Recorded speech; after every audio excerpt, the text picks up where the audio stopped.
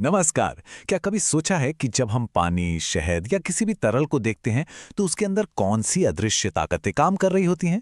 आज हम इन्हीं ताकतों की दुनिया में उतरने वाले हैं, जो हमारे रोजमर्रा के अनुभवों को एक अलग ही शक्ल देती हैं। तो चलिए रोज देखी जाने वाली चीजों से शुरू करते हैं और मॉलिक्यूल ऑफ फिजिक्स की गहराई तक जाते हैं। चलिए इस पूरी पड़ताल की शुरुआत एक बहुत ही आम से सवाल से करते हैं।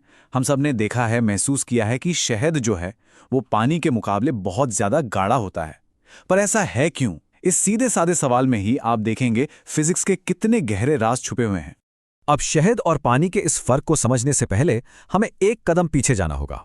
सबसे पहले तो यह समझना जरूरी है कि जब हम कहते हैं तरल पदार्थ या फ्लूइड, तो इसका असल में मतलब क्या होता है। तो देखिए, फ्लूइड की सबसे बड़ी पहचान, उसकी सबसे बड़ी खासियत है उसका बहने का गुण। मतलब जब भी उस पर कोई जोर लगता है तो वो किसी ठोस चीज की तरह उसका विरोध नहीं करता, बल्कि बहने लगता है, अपना आकार बदलने लगता है।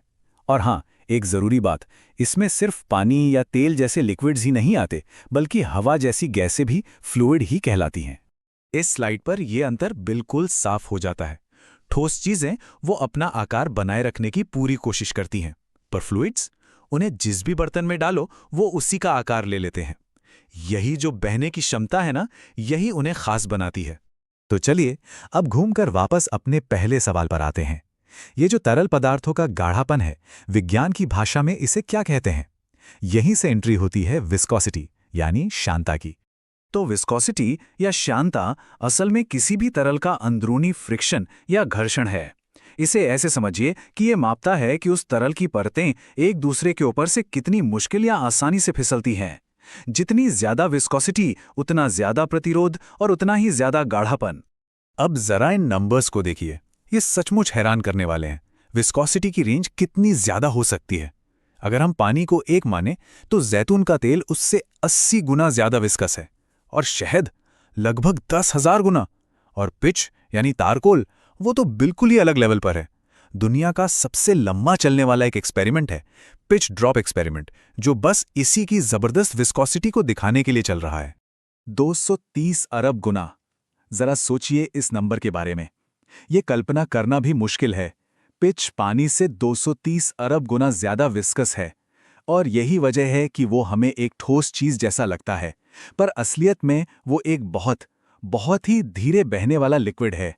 ठीक है, तो अब हमें ये तो समझ आ गया कि विस्कोसिटी क्या है, लेकिन रुकिए, कहानी में अब एक बहुत ही मजेदार मोड़ आने वाला है। क्या होता है जब हम इन तरल पदार्थों को गर्म करते हैं? हमारे दिमाग में आमतौर पर यही आता है कि गर्म करने पर चीजें पतली हो जाती हैं, है ना? जैसे गर्म किया हुआ शहद कितनी आसानी से बहने लगता है। पर क्या ये बात हमेशा सच होती है? और यहीं पर छिपा है एक बड़ा सरप्राइज। ये स्लाइड एक शानदार विरोधाभास दिखा रही है।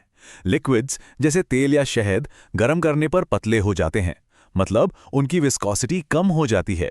लेकिन गैसें जैसे कि हवा गर्म करने पर और ज्यादा गाढ़ी यानी ज्यादा विस्कस हो जाती हैं। अब सवाल यह है कि यह कैसे मुमकिन है?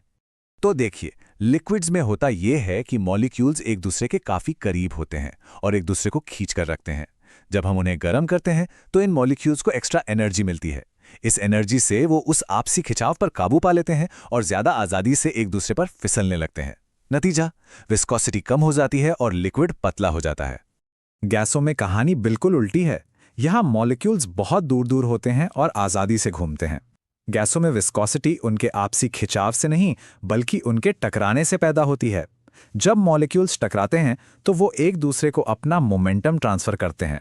अब सोचिए, जब हम गैस को गर्म करते हैं तो मॉलिक्यूल्स और भी ज्यादा तेजी से भागते हैं, जिससे उनके बीच टक्करें भी बढ़ जाती हैं।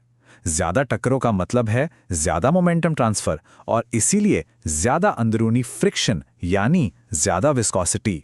चलिए अब फ्लूइड्स के एक और बहुत ही कमाल की और अदृश्य शक्ति की तरफ बढ़ते हैं। ये एक ऐसी ताकत है जो कुछ कीड़ों को पानी पर चलने का जादू दिखाती है।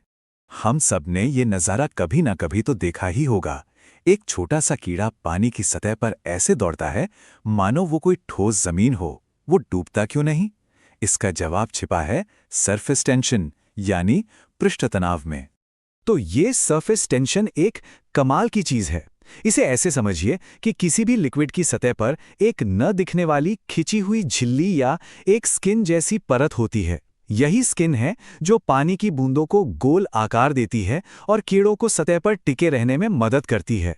अब सवाल है, ये होता क्यों है? देखिए, इसका कारण मॉलिक्यूलर लेवल पर है। लिक्विड के अंदर जो मॉलिक्यूल है उसे उसके चारों तरफ मौजूद दूसरे मॉलिक्यूल्स बराबर ताकत से खींचते हैं, तो उस पर नेट फोर्स 0 हो जाता है।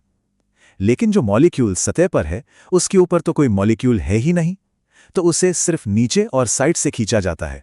यही अंदर की तरफ खिंचाव सतह को टाइट कर देता है, एक झिल्ली की तरह। अच्छा, इस पूरी कहानी को और अच्छे से समझने के लिए हमें दो तरह की ताकतों को जानना होगा। एक है संसंजक बल या कोहेसिव फोर्स। ये एक जैसे मॉलिक्यूल्स के बीच का प्यार है, जैसे पानी के मॉलिक्यूल्स का आपस में चिपकना।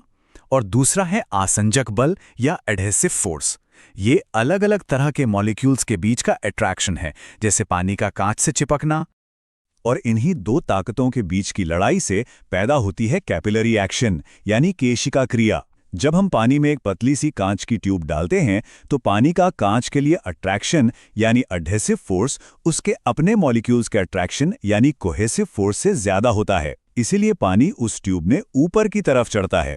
लेकिन पारे के साथ इसका ठीक उल्टा होता है। पारे को अपने ही मॉलिक्यूल से ज्यादा प्यार है, इसलिए वो कांच से दूर भागता है और ट्यूब में नीचे की ओर उतर जाता है।